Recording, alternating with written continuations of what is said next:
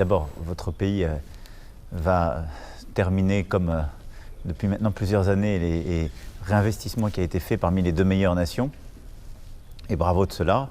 Et je pense que du tennis de table à la natation, vous avez montré, pour ne citer que ces deux épreuves, et on pourrait en citer beaucoup d'autres, la capacité à produire des athlètes de grand talent et à faire rêver.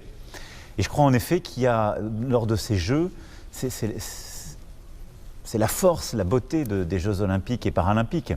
C'est évidemment l'organisation, que tout se passe bien, les cérémonies d'ouverture, de clôture, tout ce qu'il y a autour. Et je pense que l'écrin à la fois de Paris, de ces paysages, de ces monuments, de la Seine, l'écrin aussi de Marseille pour la voile ou de Tahiti pour le surf ont été une grande chance de ces Jeux. Mais derrière, ce sont des femmes et des hommes qui font rêver. Parce qu'ils ont un talent exceptionnel, parce que c'est l'investissement d'une vie.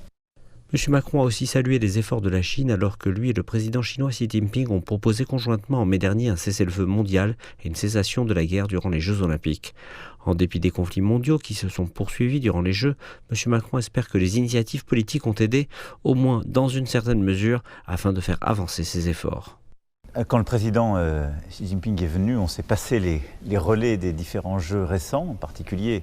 Je n'oublie pas que les Jeux d'hiver 2022 ont eu un rôle important, puisqu'il y a eu une vraie médiation, une vraie trêve qui a été respectée. Et je veux remercier le président Xi Jinping, comme d'ailleurs l'ensemble des dirigeants de vos pays, qui ont tous participé à cette volonté d'avoir une trêve olympique et paralympique. Moi-même, je me suis encore engagé avec plusieurs dirigeants ces derniers jours pour appeler au cessez-le-feu immédiat à Gaza et revenir à une paix négociée durable, respectueuse du droit international en Ukraine. Donc il ne faut pas relâcher l'effort, et c'est un effort c'est de la constance, c'est de la détermination.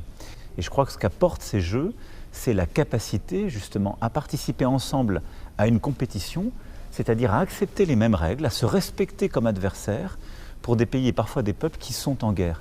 Et je crois que ça contribue à rapprocher les choses.